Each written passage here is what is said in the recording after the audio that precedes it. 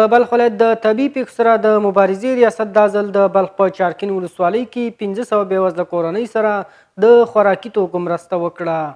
د یادو مرستو ویشلو په مراسمو کې د طبي پیښو سره د مبارزې د کلیو پراختیا د سره میاشتې ټولنې استازو همدارنګه د سیمې قومي مشرانو ګډون درلود. د بلخ ولایت د طبي پیښو سره د مبارزې ریاست د انسجام مدیر وایي یادې کورنۍ چې له وړاندې سروې شوي وي د هغوی د اقتصادي ستونزو حل په موخه د قزاقستان هیواد بشري مرستې وویشل شوې.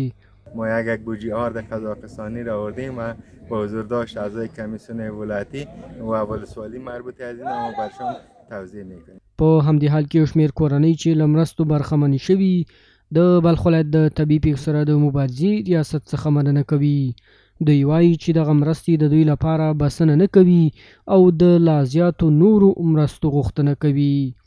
دمی کمک‌های عالی ما تشکری میکنم از والی صاحب بلخ و یا برادر دولت‌سال صاحب از امینا از همه غریبا که در وقتی که خبر میگیره کمک میکنه سر جان تشکری میکنم.